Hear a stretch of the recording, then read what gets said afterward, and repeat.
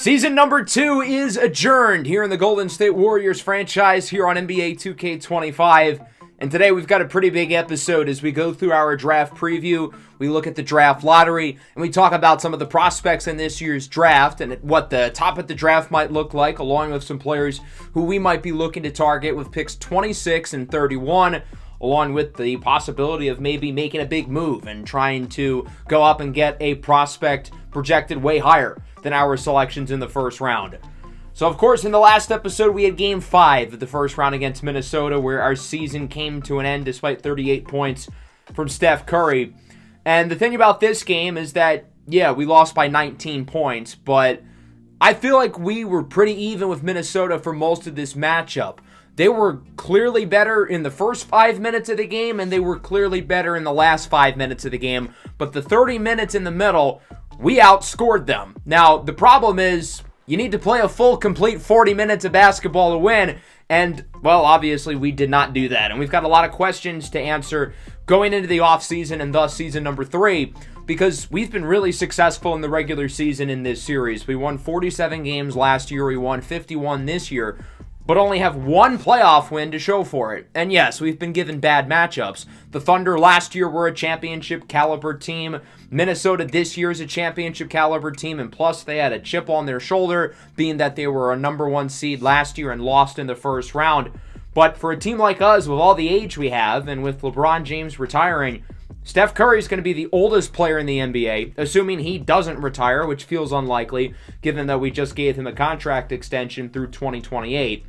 But he'll be 38 going into his age 39 season. Jimmy Butler's 36. Buddy Hield is 33. Miles Turner is 30. That's 4 of our 5 regular starters, and the 4 guys who started the most games for us, they are all in their 30s. We don't have much young talent other than Jonathan Kuminga, and sure, we struck gold in the first round of this year's draft with Antoine Salice, but him and Kuminga cannot be the only pieces of this team going into the future, which means these draft picks are going to be really important. I know it says the Thunder have picked 31. That's not true. That is our pick. So we will have 26 and 31 in this year's draft. Again, barring trades, which, knowing me, is quite possible. But before we get to the draft stuff, let's simulate through the rest of the playoffs. Some interesting storylines to tackle. The first, second, and third seeds in the East are all trailing their series, while number 1 seeded San Antonio is struggling with OKC out west. So in the Western Conference, it ended up being pretty chalky. In the Eastern Conference, not so much. Number 1, Toronto. Number 2, Miami. And number 3, Orlando all go down. The Eastern Conference is absolutely hilarious. The teams left are the 42-win Cavs, the 40-win Hornets, the 40-win Pacers, and the 38-win Brooklyn Nets, none of whom would even make the play-in tournament in our conference. So regardless of who makes the finals, the team out west will be the favorite. Let's see who will make the conference finals in both the Western and the Eastern Conference. So some surprises here. The number 1 seeded San Antonio Spurs end up going down to Minnesota. The Spurs had 6 more wins than anybody in the NBA this year, 64 and 18. And this year still feels like a major success for them in year 1 of the Trae Young, Victor Wembanyama experiment. They'll do all they can to bring back Trae Young in the offseason, but it won't be with a big playoff run. Minnesota's going to face off against a Dallas team who has been really close over the last couple of years. They have lost the finals 2 years in a row. Of course, last season, the 30-foot pull-up jumper to win Game 5 by Jalen Brunson, that was ridiculous. And then in the Eastern Conference, we've got Cleveland versus Indiana. Got to give a shout-out to this young Nets team going 7 games here in the second round of the playoffs without one of their key starters, the rookie Khalil Jordan. Got injured 5 minutes into Game 1 of the first round against the Raptors, and they still got this far without him. On the other side, the Pacers end up beating Charlotte, leading us to Indy and Cleveland. And you'll notice, Donovan Mitchell's only a 76 overall. He's dealing with a shoulder injury that will affect him for the rest of the playoffs. His shooting grades are completely tanked. However, it hasn't really affected him. Other than Game 6 against the Nets, he's played like his normal self. But with him banged up and Jarrett Allen currently injured, Evan Mobley's the only guy on the roster currently above an 80 overall. So I would think Indiana's the heavy favorite to make it out of the Eastern Conference. They made the Eastern Conference Finals a couple years ago as a 6th seed. Now they do it as the 7th seed. And unlike Cleveland, they're fully healthy. 3 games in, it's currently the 2 higher seeds, Minnesota and Dallas, Minnesota wins Game 4 while the Eastern Series is evened up, and then the Wolves win it in Game 5. So Minnesota, as the 5 seed, is going to the finals. Luka Doncic got injured in this game, and he didn't play all that well to begin with. He did have a 53-pointer to close out Memphis in the second round, though. But Dallas has some questions here with Doncic. He's got a player option that he's obviously going to decline. I would imagine the Mavericks are the heavy favorites to bring him back, but Luka's body's breaking down. This is 3 years in a row that injuries have derailed his team's deep playoff run. Last year, he was banged up during the finals. The year before, against Boston, he was banged up with the knee. Now this year with the ankle. It's becoming a trend with him. Cleveland wins Game 5 and they win Game 6. So it'll be Minnesota and the Cavs. Evan Mobley and Anthony Edwards win their conference finals MVP. Donovan Mitchell, meanwhile, has played really well, all things considered. So clearly the shoulder injury really isn't affecting him that much. And he's looking like normal Donovan Mitchell. And with that being the case, Cleveland's got a really good shot. They're going to need him to be at his best. And it looks like that is the case. I still feel like Minnesota's probably the better team on paper. Anthony Edwards and the Wolves have been due. They made the Western Conference Finals a couple years ago, losing to Dallas, so now they get their revenge. Last year, of course, they lost in the first round to the Clippers, and they have been on a revenge tour. Game 1 goes to Cleveland, 91-77. Edwards went 9 of 21. The rest of the team made only 16 shots. 34-22 for Evan Mobley. The rest of the team only made 22 shots. So it was Anthony Edwards, Evan Mobley, and then no one else. The Wolves then blow out Cleveland in Game 2. Everybody produced for Minnesota, but not so much Cleveland. The rookie Jeffrey Thomas leads them in scoring. The Timberwolves also win Game 3 by 1. Donovan Mitchell with 26, but it's not enough. Evan Mobley goes 2 for 13. He hasn't recaptured his Game 1 form. It looks like Cade Fan Club won the war after all, and if Evan Mobley put up that stinker in the finals, I would make sure everybody knew about it. 113-91 here in Game 4. The Wolves score 9 in the third and 41 in the fourth because, logic. Into Game 5, pretty competitive matchup, but the Timberwolves would take control in the fourth quarter. It looks like they'll get the job done. We'll hop in, we'll watch the celebration as Terrence Shannon will dribble out the clock, and that'll do it. For the first time in franchise history, the Minnesota Timberwolves have won the NBA championship as they defeat Cleveland 133-123 here in 5 games. Minnesota went through a pretty stress-free postseason run. They beat us in 5, they beat the Spurs in 6, they beat the Mavs in 5, and now the Cavs in 5. 16-5 overall through the 4 series, so a very well-deserved champion as Anthony Edwards at 24 years old wins his first title. Karl Anthony Towns wins a title. Rudy Gobert wins a title. What is that going to do for those guys' legacies? Edwards, obviously, the finals MVP. And I guess it makes things feel a little bit better on our end that we lost to the team who ended up winning the championship. And if anything, we probably gave them the most competitive series. So I guess that is encouraging for us going into the offseason. But what's not encouraging is we're going to have to see Anthony Edwards for years to come. He is one of one, a truly special player who has now led his team to the top of the mountain and presumably will have Minnesota in championship contention looking for more for the next decade. 32 points per game here during the finals for Anthony Edwards, winning, again, his first finals MVP at just 24 years old. Donovan Mitchell led Cleveland in scoring. Mobley obviously had that big first game and then did absolutely nothing afterwards. So with that, our postseason is now in the books. Minnesota beats the Cavaliers in the championship, and that'll bring us into the offseason. And as we look at retirements here, there's a non-zero chance Steph Curry calls it a career. So I'm just going to warn you guys. And as you can see, there is a warrior. It's not Steph or Jimmy Butler, though. It's actually Buddy Hield. And this is not something that I saw coming at all. And losing him is a pretty big deal because Buddy Hield's been very good for us over the last 2 seasons. This year he shot 44% from 3. And I was fully anticipating on having him back next year, returning to the starting lineup, bearing major regression. He's been mostly a starter for us over the last 2 years. He's only missed 3 games in that span. I'm really surprised he called it a career. I think he's got a lot left in the tank, but I guess he wants to be a family man. It's hard to argue against that. So Buddy Hield, unfortunately, will not be back next year as he sets sail into retirement village. Of course, as we know, LeBron James has retired. with the Boston Celtics. Of course, the Celtics traded for him at the deadline. They were the number 4 seed when that made that deal. And they fell all the way out of playoff contention into the play-in, where they lost, I'm pretty sure, to Brooklyn. So that trade ended up being a disaster for them. James Harden is also done. What a career for him.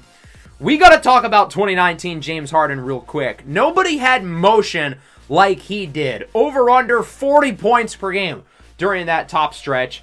The only guy who I can think of who had that type of motion is honestly Ashton Genty in real life this year with Boise State, averaging 200 rushing yards per game. The over is set really high, and he still breaks it. That was 2019 James Harden winning MVPs with the Rockets, but of course never won the championship, largely because of our Golden State Warriors, who continuously kept him out of it. 2018, of course, Houston's best chance when they had the Game 7 where they missed 27 consecutive threes. Luke Walton retires, the assistant coach for the Detroit Pistons. LeBron James and James Harden both into the Hall of Fame. LeBron gets 3 numbers retired, while Harden gets his number 13 in the rafters with the Rockets. That'll bring us into league meetings, and as you guys know, I always have a few rules that I'd like to add each series. The league-wide rebrand, league-wide expansion, shortening the shot clock, eliminating the one-and-done rule. But I don't want to put any of those in yet. I think we're going to start to see those accumulated next year. We are going to change one of the rules with transition fouls. A player receiving a take foul will get a 3-throw and retain possession. They'll get a second 3-throw if they have a clear path to the basket. So now as we get into the draft lottery, I do want to add some context first by going over this year's college basketball season. So here is a full list of stats of 30 players projected in the first round by the latest Sporting News mock draft, along with 10 relevant second rounders. Feel free to pause the video at any point because we'll be going through these stats throughout the episode. As we look at the NCAA tournament and the Final Four, Iowa State, who's got a couple projected first-rounders, would face off against Maryland. The Terps would make the championship facing off against Michigan, who is the projected number 1 pick, Everest McCleon. They knocked off Gonzaga. So the national championship ended up being really exciting. 1-point lead late for Michigan as Keon Walker throws down the dunk for the lead. 81-80, and Michigan gets the last shot, and they're going to give it to McCleon, the projected number 1 pick. Inside for the win! And it is no good! Keon Walker gets the stop, and Maryland wins the national title. Walker at the game-winning dunk and the game-winning stop. He wins the tournament MVP, while the projected number 1 pick, Everest McCleon, falls short. But he still had a fantastic freshman season. He's the clear number 1 pick. And this year's draft lottery really is the Everest McCleon sweepstakes. One of the most exciting and anticipated draft lotteries in recent memory. Who will get the opportunity to select one of the top prospects over the last 25 years? I do want to point out that some of these teams are not entirely correct based on pick protections. The Jazz, for instance, will get their pick. Oklahoma City, it says it belongs to them, but Utah gets that pick. Portland gets their selection back from the Bulls, projected number 3. And then the Pistons pick, currently slated at number 9. That's top 11 protected. Let's get this show on the road. The Philadelphia 76ers will be picking 14th via the Houston Rockets. Number 13 will go to the Orlando Magic. Imagine if they had been able to jump up. Everest McCleon with that young core would be quite scary. The 12th pick will be made by the Sacramento Kings. Of course, they traded De'Aaron Fox at the deadline, kickstarting their rebuild, and it will not be with a top selection. Number 11 will go to the Detroit Pistons, not Portland. So Boston and New Orleans jump into the top 4. The Celtics leap up for the second year in a row. How about that? Number 10 goes to the Los Angeles Lakers. So at least they don't move up with Boston. But still, that's pretty crazy to think about. The Celtics have gotten lucky twice now. Number 9 will go to the Bulls. They were slated with 2 picks in this lottery. One of them will be going back to Portland. This one they'll get to hold on to. Number 8 goes to the Oklahoma City Thunder. Okay, well, thank God they didn't jump up. That would have been bad news. Oklahoma City's only lottery selection in this year's draft, at least as of right now, because if they want more, well, Lord knows they can get it. The Atlanta Hawks will be picking 7th overall. They've done a pretty good job of accumulating young talent so far. Number 6 goes to the Philadelphia 76ers. And now, that brings us to 5. Who could this be? The 5th pick will be made by the Utah Jazz. They'll get their selection back. The Jazz had the worst record in the league last year and won the draft lottery. They had the worst record again and dropped to 5. So with that, we're down to 4. The Pelicans at the 4th pick. There's no way Boston gets number 1, right? Please tell me it ain't so. We're down to 3 now. The Celtics, the Wizards, and the Trailblazers. The 3rd pick will be made by the Washington Wizards, and we're down to 2. Boston and Portland. Please do not tell me the Celtics are going to get the number 1 pick. All right, here we go. The 2nd pick will be made by the Portland Trailblazers. You have got to be kidding me. The Boston Celtics, who had a 2% chance coming in, have won the draft lottery and will get the chance to select Everest McCleon number 1 overall. This team really gets everything handed to them, don't they? So I fixed the picks that were incorrect, and now this is what things look like. Portland at 2, Utah at 5, the Pistons at 11. Let's talk about Boston, though, here, number 1 overall.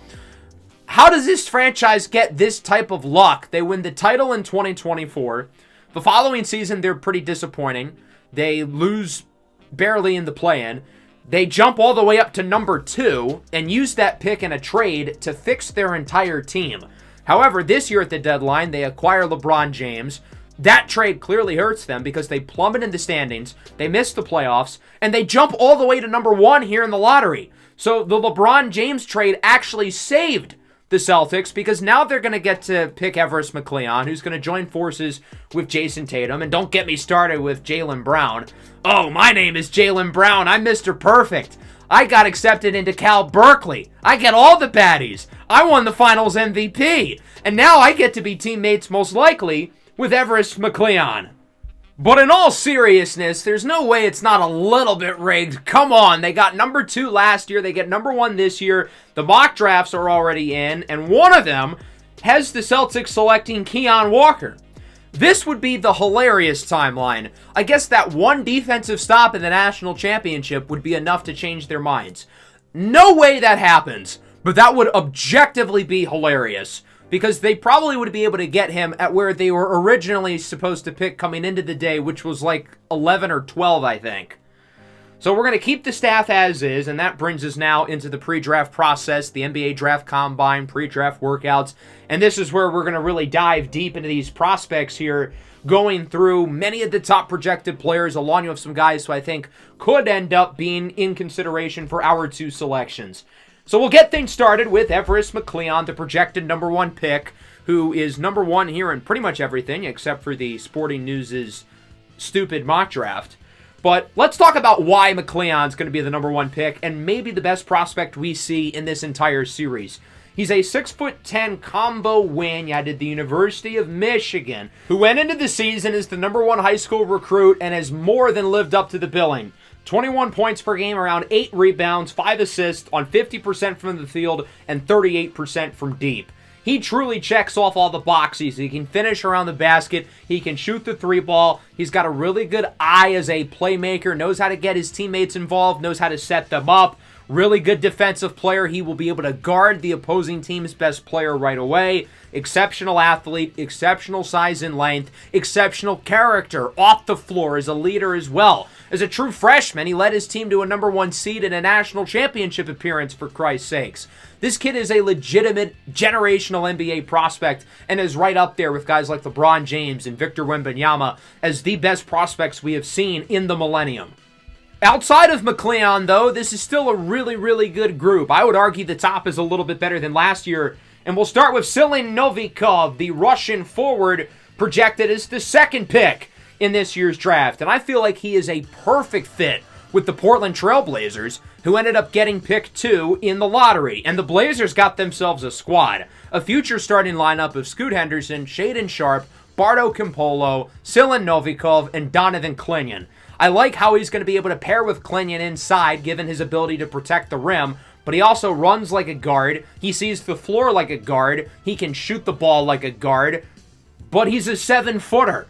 He really checks off all the boxes as well, and I think 9 times out of 10, he's the number 1 pick. But with Everest McCleon here, he slips to 2. Nonetheless, he is a superb prospect and will be the clear and obvious number 2 pick on draft day. After McCleon and Novikov is where we get a lot of questions, and there is not a clear third choice with a few different players in these mock drafts, including Kasparas Balsavicius from Lithuania. The media sites all have him as top 4 players in this draft, which is pretty crazy to think about because he has not been projected in the first round at all this year. We haven't even talked about him yet. This is a guy who, for most of the year, was projected to go in the second round. Media and NBA teams are really starting to watch this kid's tape, and they're realizing, whoa, this guy's good. So we got to look at him when he came into North America last fall, facing off against a G League team in an exhibition game with the Lithuanian under-19 nationals, and he got a 22-point triple-double in the win. This is somebody who can create his own shot at all 3 levels, although his efficiency is quite inconsistent, and that's sort of the question with him overall. I like what he provides as a playmaker. I like what he provides as a defender as well. He is a little bit undersized, though. He plays a lot on the wing off the ball. And at 6'5", 200 pounds, he's going to need to be able to be a better on-ball player. And I think he has the potential to do that. If he does, I think he could be really good. Shavonte Fitzgerald from Creighton is another guy to keep an eye on. If I were to guess, I think he will be the number 3 pick going to Washington. A dynamic scorer, averaged around 19 points per game this year with the Blue Jays on 49% shooting from the field and 40% from beyond the arc. A really good shot creator. This is somebody who can shoot off the dribble, he can shoot off the catch, he can get himself open without the ball in his hands, and somebody who can really score and get himself opportunities to score in every which way is truly a dangerous player at the next level. But he's even scarier when you think about the fact that he's not just a scorer. He's a phenomenal defender on the perimeter. He's improving as a playmaker, averaged 3.5 assists per game, getting more ball handling opportunities as this season went along. He is really the modern prototype you look for at guard because he can do everything. He can pass the ball, he can guard on the perimeter, and again, he can really shoot it. Noah Longley is a player who I think teams are going to be decisive on. The media has him ranked in the top 10 across all their big boards. The mock drafts have him outside of the lottery, though, and I kind of think he probably is somebody who goes more towards the back end of the first round, but all it takes is for one team to fall in love with him, just as many of these media publications have. Longley is somebody who plays mostly within 15 feet of the basket. He's got good touch as a scorer inside, he can shoot the ball in the mid-range, and he's a pretty good defender with a lot of room to grow in that area. I think he's pretty raw. He only averaged around 6 points per game this year in the NBL, but at just 19 years old, 7 foot, 250 pounds, he's got the physical tools to get better, and I think NBA teams are going to pick him for the upside rather than what he's going to bring over the next year or two. Yendi Cambridge out of Cal is a really fun player, averaged around 14 points per game. He's a big wing, somebody who is around 6'8", 6'9". He's got an NBA-level body right away. As you can see, he's one of the biggest players on the floor. He looks like one of the strongest players on the floor, and that really goes to his advantage, driving to the basket, finishing inside. He's definitely got to get better, though, as a scorer. He's definitely not complete in any which way offensively, but there has been upside as a driver, as a shooter, as somebody who can create his own shot. I think he provides quite a bit as a playmaker, and then defensively as well. Again, inconsistent, but he's got the physical tools to be really good. Another guy who you probably shouldn't expect to really give a major positive impact in year one, but you're drafting him for the size and length. 6'8", 220, 7'2 wingspan. He's got the upside to be really good. Nova Coulson, the young guard from Colorado, is somebody who is a really fun player to watch. And if he had a three-point shot, he'd probably be in the conversation to go in the top 3 picks of this year's draft. Because otherwise, the rest of this game is really impressive. A really good shot maker from inside the arc, really nice mid-ranger, really good playmaker. He was amongst the leaders in the Big 12 in assists per game at over 6 per game this year. And he's a really good defensive player as well. It's all about the three-point shot, though. Only 21% from deep this year. That's got to get better. And if it doesn't, I have a hard time thinking he'll become a complete offensive player. But if he becomes even just a 35% shooter from deep, I think he could be an all-star. Keon Walker has seen his stock go way up this year, and of course, that was highlighted by the NCAA tournament where he was terrific down the stretch, scored 23 points in the national title, scored the game-winning dunk, and got the game-winning stop against Michigan. Walker's kind of an enigma, though, because he's been a 4-year player at the University of Maryland, and he really just broke out this season. He averaged single-digit points per game until this year as a senior, where he averaged 19.5 per game. So, on one hand, he was obviously really good this year, and he's got the skills that teams look for in the modern big. He can defend, he can guard the 1 through the 5, he's a great rebounder, great athlete, and he can pop out and shoot the ball, which was a major asset of his game this year, 41% from deep. But he's also 22 years old, and it took him this long to break out in college. So, given his age, the ceiling is probably a lot lower than just about anybody else in this range, but he had a really good season for Maryland, and again, was the biggest reason why they won the national championship, so that's got to go for something as well. I don't think the Celtics are going to consider him number 1. I think that mock draft was whack, but that does kind of suggest that maybe he goes earlier than expected. Maybe there's a chance he goes in the top 5. So I think it's pretty obvious that Silan Novikov has the highest ceiling of any of the bigs in this draft, but who is the second highest? I don't think it's Noah Longley. I don't think it's Keon Walker. I think it's Yontair Kingsley out of Georgetown. He had a really good freshman season for the Hoyas, averaging just shy of 14 points per game, along with 11 rebounds. He is a dynamic athlete, and the way he moves at 6'10", 260 pounds is frightening. He's got a 40-inch vertical and can run the floor, which is unheard of at his size. I think there's some intriguing offensive upside. He can shoot the ball a little bit. He can create his own shot a little bit, which, again, somebody of his size having the capabilities to do that is pretty wild. J.D. Little, the guard from Notre Dame, we talked about him in depth earlier in the season. He was regarded as a generational prospect as a middle schooler and has found a way to actually live up to the hype. He averaged 22.7 points per game this year at Notre Dame. That mark led all freshmen. This is an elite shot maker who can put the ball in the net from anywhere in the half court. But his game has limitations given his size and his lack of ability off the ball. J.D. Little is dynamic with the ball in his hands. He can drive to the basket, he can shoot the 3-ball, he can create his own shot, and he runs the offense. As I've said, he reminds me a lot of Trae Young at the University of Oklahoma. But in order to be successful in the NBA, like Trae Young as a very ball-dominant player, you truly have to be one of the best shot makers in the world. Because for every Trae Young, there's 20 Sharif Coopers, a guy who was a really good on-ball player at Auburn, put up big numbers, but was drafted late and never turned into anything because he was not good without the ball in his hands. Little's either going to have to learn to play without the ball in his hands, or he's going to have to become Trae Young to where you don't want to take the ball out of his hands. Let's go down the board a little bit, and as we look into the teams, we could start to look at some guys who maybe could fall to our pick at number 26, or could be trade-up candidates. A guy whose stock has gone up quite a bit this season is Sage Escamas, the point guard out of the University of North Carolina. He only averaged around 10 points per game, and the scoring isn't necessarily his top skill. He's a really good playmaker, 5.4 assists per game. He's got good size, he's got good athleticism, and you think at some point that's going to lead to good defense. He's not a good defensive player right now, but he's got the tools to eventually become a pretty good perimeter defender. Jamar Fofana is a fascinating player, the Canadian forward who was projected as a top 10 pick going into the year, and his stock has mostly stayed intact, although it's gone down a little bit, despite the fact that he's averaged 26 and 11 this year. The reason why his stock has gone down, though, is because he's playing a post-high school graduation prep league in Canada, and the competition is not exactly great. He should be very clearly the best player in that age group, and he's one of, but he doesn't necessarily look like a complete difference maker all the time on the floor with those guys, which has given NBA scouts some question marks. When he has played against better competition, he's looked pretty good throughout his career, so that is a good sign that he'll be able to make it work. Caden Howard did not put up the biggest scoring numbers this year at Arkansas, averaging under 10 points per game, but scouts believe he's going to be a better pro player than he was a college player, and that's because he is a complete unicorn.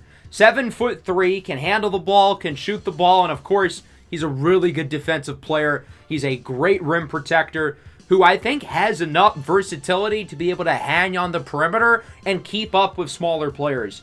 His speed and his lateral quickness at his size, much like Yontair Kingsley, who we talked about earlier, is really impressive. He's not as physical or as strong or as compact as Kingsley, but I think he's got a little bit more of a perimeter game on both sides of the floor, and because of that, he's got one of the highest ceilings in this draft. Amari Tate from Kansas is a dynamic, above-the-rim athlete, averaged around 13 points per game, really good shot maker, 38% from beyond the arc this year, and I think he's got a pretty high floor coming into the NBA. This is somebody who can score the ball on all three levels. He's a good playmaker, pretty solid defensive player as well. There aren't many holes in his game, and he's been able to catapult himself above some of the other guards whose ranges he was previously with. Given how well he has played down the stretch this year for Kansas, averaged over 20 points per game over his last 6, and this is a guy who, as he continues to rise, very well could be a lottery pick. Javonte Page from LSU is a dynamic, slippery guard going to the basket. Reminds me a lot of Jeffrey Thomas in last year's class out of the University of Tennessee, who was the 10th pick by Cleveland, had a good rookie year, and as we saw earlier, gave them big minutes in the finals.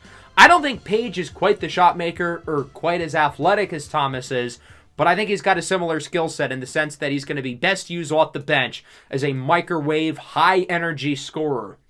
Roman Loggins-Burrell from Iowa State is a fascinating player. Another really impressive athlete, a true two-way player. He really gives a positive impact on both ends of the floor, but there's one major problem with his game.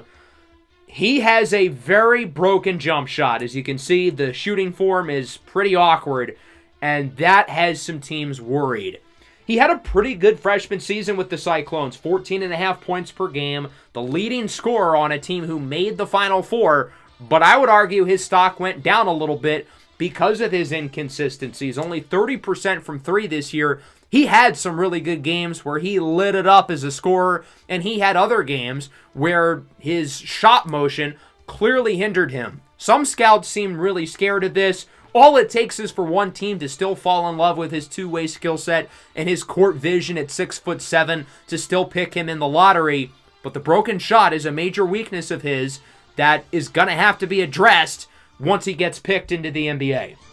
Nonetheless, you can teach a shooting form. You cannot teach 6'7" combo guard with a 7'4" wingspan. He is an athletic specimen who's got a sky-high ceiling. 23-year-old Stone Autry's kind of the opposite. 5-year player at Gonzaga. Look at this play. He gets blocked, but does a good job getting the rebound, fending off the big man for the layup. He's gotten better in each and every season with the Zags, and here is his senior, led his team to a spot in the Final Four, and finds his stock going way up into the later part of the first round. Autry averaged over 20 points per game this year, 44% from 3, but the rest of this game is not great. He shot worse from 2 than he did from deep. He's also got a lot to be desired defensively, and obviously given his age and size, the upside with him is pretty low. Certainly not that of some of the other guys in this range. Dante Vittori, the talented Italian guard, had a pretty solid season. Cyrus Collard, the big man from Oregon, was really good this year. But I want to look at Maximus Augustine. He's from America, but decided to take a very unique path going overseas, and he has spent the last 4 years with the Illawarra Hawks, where he's gotten considerably better, averaged nearly 12 a game this year on 40% shooting from 3. He's a 6'10" forward who's got a smooth game. He can handle the ball. He's got a silky smooth shot, but again, he's 23 years old, and that certainly hurts his upside. As we look at the players now ranked into the 20s, these guys certainly have a real shot of slipping near our pick, although I'm not so confident that a guy like Naheem Martin will fall into the mid-20s. 2 of the mock drafts have him still going in the lottery, and I think that's where he belongs. Martin, coming into the year, was a 5-star recruit, made the odd choice to attend the University of Cincinnati. Here we are a year later, and I think he's kind of regretting it. I think he would have been better off going to a more traditional, bigger school, and had he done that and had a good season, I think he would have gone in the top 10. Nonetheless, I think his skill set is very easy to project as somebody who can really space the floor with his size. Reminds me a lot of a slightly poor man's Jabari Smith.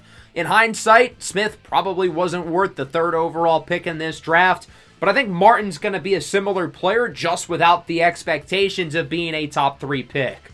Ikeka Kapuli from Hawaii is a really fun player. The Rainbow Warriors got a couple prospects in this draft.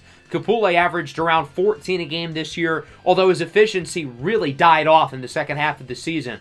That, along with inconsistent defense, has led him to seeing his stock dip a little bit, and I think he probably ends up in the 2nd round. But given his size, length, athleticism, and the shot making that we saw in the first half of the year, he showed flashes of being a 1st-round guy. So I think his stock is kind of all over the place. And again, it depends on if a team falls in love with him in the 20s. Who knows? Maybe that team is us. Baptiste Biscande from France had huge expectations going into the year and hasn't really lived up to them. Earlier in the season, I saw him projected as a mid to late lottery pick, and I said I disagreed. I thought he was going to go earlier. This is a guy who's got a real shot to go in the top 5. That's not going to happen. He just did not live up to expectation this year, only averaged 5 points per game, albeit he played in a professional league that is against better competition than just about anybody else played against. But still, he didn't meet the standard that was set, but the upside is still there, and he's probably still going to go in the 1st round and should go in the 1st round. He's 6'8", he's a pretty good athlete, pretty good defender. He's got a great feel for the game as a playmaker, and we have seen the shooting upside from him. He's had really good moments as a scorer, and I think there's a real chance in a few seasons from now, he turns into a great player, and the guy who was projected as a top 5 pick going into the year was there all along. Amir Brooks out of Miami is a fun, hard-nosed, physical player. He screams like bad boys late 1980s Detroit Pistons. He's a physical enforcer type, and even though he's a little bit undersized at the 5, coming in at 6'9", he hangs with guys way bigger than him in terms of height because he's way stronger than them. This guy is built like an ox. Now, I wish he was a little bit better offensively. Does not have good touch around the basket. Shot under 50% from the field, which for a guy who mostly shoots the ball in the restricted area, that's not great. He's rough around the edges, but I think he's got the toughness and desire to be a great player. Kobe Starling Jr. has seen his stock go down in mock drafts this year, and to be honest, I'm not really sure why. He was a fringe lottery guy going into the year, and I would say he exceeded expectations for me. This is somebody who stuffed the stat sheet, averaging 14 points, 6 rebounds, and over 4.5 assists per game on decent enough efficiency. I think his game-by-game play was pretty inconsistent, but still, 44% from the field, 36% from 3. Really good defender on the perimeter. That'll play at the next level. I think this is a lottery talent, and I think teams and the media are way overthinking it with Kobe Starling Jr. He's going to be a really good player, and I don't think it's going to take him very long. Looking at the guys projected very late in the 1st round, Laramie LeBleu is fascinating. Another very undersized guard. He's pretty similar to that of J.D. Little from Notre Dame, but I don't think he's quite as good of an on-ball player. I don't see a Trae Young trajectory for him, so because of that, he's going to have to learn to play off the ball. The production this year wasn't quite what I expected from him as a scorer. He only averaged around 7.5 points per game, albeit, again, he played in a professional league. His efficiency really wasn't that bad, and I think he belongs in the 1st round. I don't really see him as a fit with us, though. I think he's Antoine Salis, but 5 inches shorter, so I don't think he's a real candidate for our pick. Somebody who I do think is a candidate for us in the 1st round is Baba Ko, the big man from UCLA. He's really raw, though, and for a team like us who might want somebody who's going to contribute right away, this is not your guy. But maybe if he's there in the 2nd round at number 31 and we want to take a swing on upside, this will be a great choice. 7'2", exceptional athlete, exceptional wingspan. His 7'9" arms literally stretch into next week. He's pretty new to the game of basketball. You can tell when you watch him, but there are NBA players who have been successful learning the game late. Look at Pascal Siakam, Joel Embiid, and even to an extent, Giannis Antetokounmpo. Into the 2nd round now. This is where it's really hard to find gems. A name to watch, though, is Xavier Bentley Jr. He's playing overseas with the Perth Wildcats, and I think he could be a candidate for our second-round selection for many of the same reasons that Baba Ko is. I think he's a little bit more polished than Ko, but I don't think he's got the athleticism, and I don't think he quite has the upside.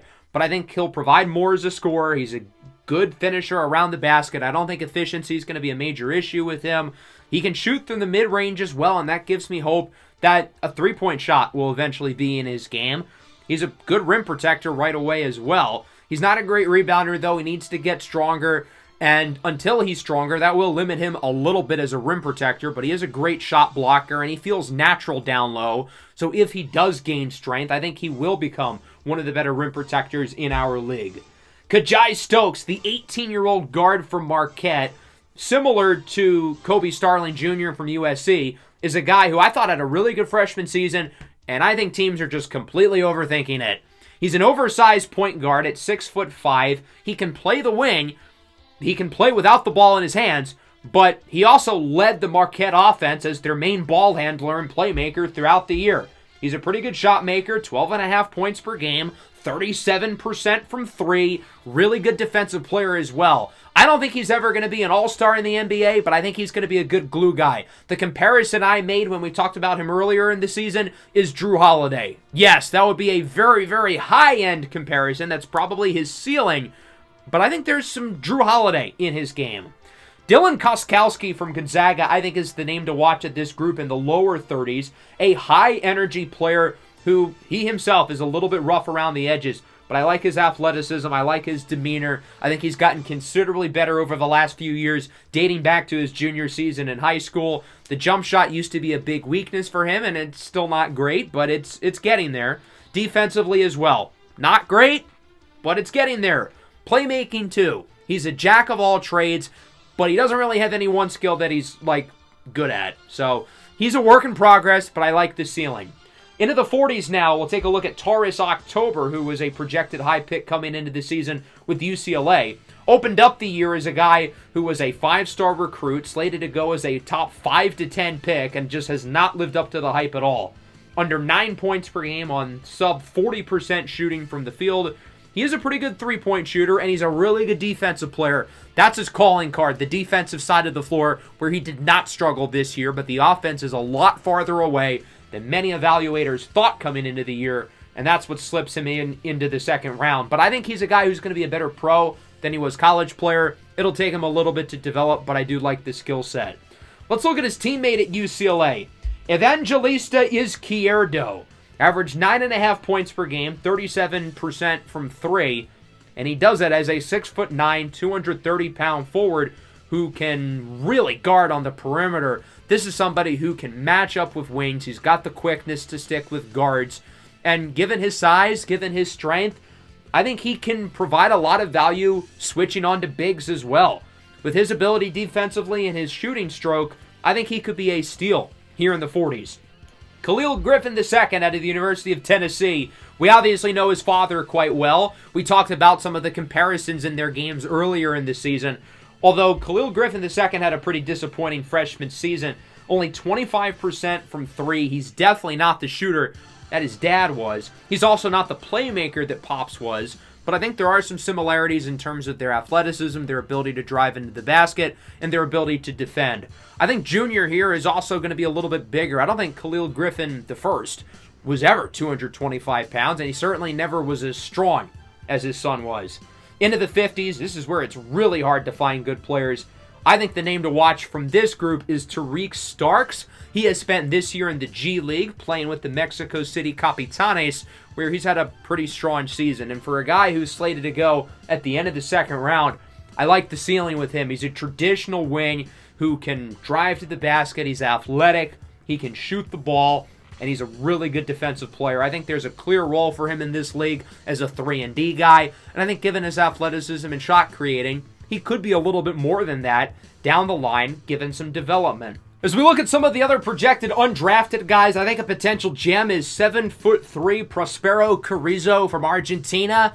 He's the very, very, very watered-down version of Jokic, but there are some similarities in their games. They win the same ways as a scorer, and he's a really good playmaker. Keone Kaleo from Hawaii, maybe the most dynamic athlete in this draft. Plays with his head above the rim, slam dunk contest kind of guy. Hinata Yamato from Japan, he's a 6'3 guard. He's got long arms, he's a good playmaker, good shot maker. He's a guy who I think slips into the second round. Snacks McGumphy, 24 years old. He's a little bit older. A 6-year collegiate guy, but he's been very productive over the last few seasons. Let's take a look at some mock drafts now. We'll start with the sporting news. We'll get through this one quickly because I can't really take them seriously with Keon Walker at number 1 overall. But it is interesting to still see where some of these other guys are slated. Some notable storylines outside of the top include Baptiste Bisconde still staying at number 16. Noah Longley at number 18, as I said. I don't think he's going to be a top 10 pick, even though the media seems to like him as such. They had this picking Laramie LeBleu at 26. I like the player. I don't really like the fit.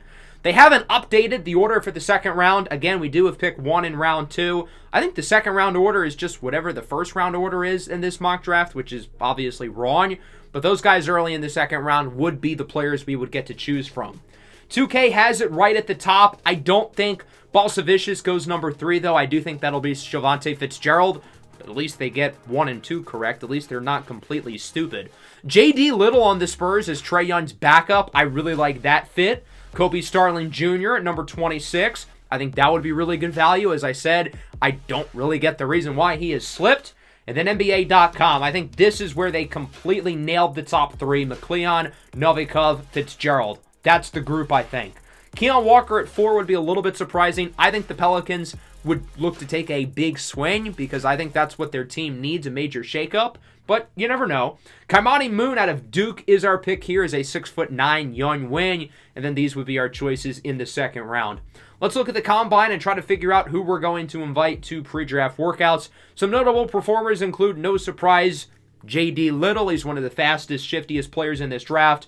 Roman Loggins-Burrell, I thought, tested really well. All of these small guards ran really fast, and then you got him here at 6'7".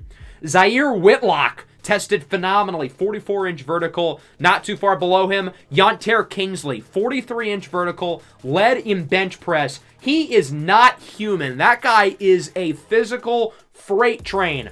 He's one of the fastest, he's one of the biggest, and he's one of the strongest players in this class. Naheem Martin did really well in the shooting drills. That doesn't really surprise me. As I said, I think on offense, he's Jabari Smith, and I mean that as a compliment rather than an insult.